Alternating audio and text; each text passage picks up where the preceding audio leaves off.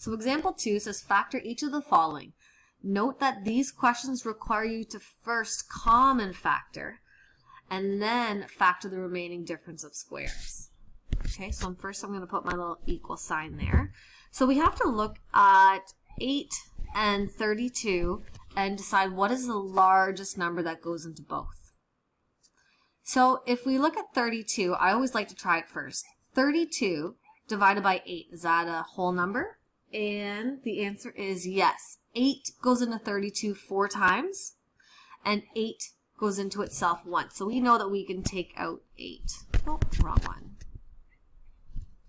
Now because there is no y common to both, all we can do is take out an 8, and then we have to open up our bracket. So remember before, we have to take our first term and divide it by our greatest common factor. So 8 goes into 8 once, so you can put a 1 there, or you don't have to, and then we are left with y squared.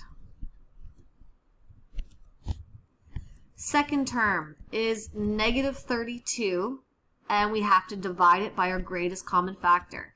So negative 32 divided by 8 gives you negative 4. So now the reason why we know that this is difference of squares is because we can take the square root of both y squared and 4. So next step is we put our 8 out in front, and we can open up our double brackets. The square root of y squared is y, because y times y gives you y squared, so that goes in the front of the bracket.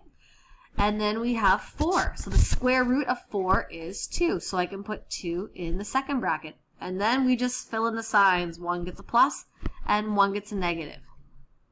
That is your final answer. The second question, B, it says 50 minus 2x squared. So right away, we know that 2 can go into itself once, and 2 can also go into 50. So I'm going to put my equal sign, and I'm going to take out a 2. We cannot take out any variables because there's only a variable in the one question, not in the second. So let's open up our bracket. Now we're going to divide. 50 divided by our greatest common factor, which is 2, gives us 25. Then we have negative 2x squared divided by 2. So negative 2 divided by positive 2 gives you negative 1. And we are left with x squared. Now we can do difference of squares because we can take the square root of 25 and the square root of x squared. So I put my equal sign, keep my 2 out in front, and I open up my double brackets. The square root of 25 is 5, so we put a 5 in the front of both brackets. The square root of x squared is x, so x goes in the back, and then you guessed it, 1 gets a plus and 1 gets a negative, and that is your final answer.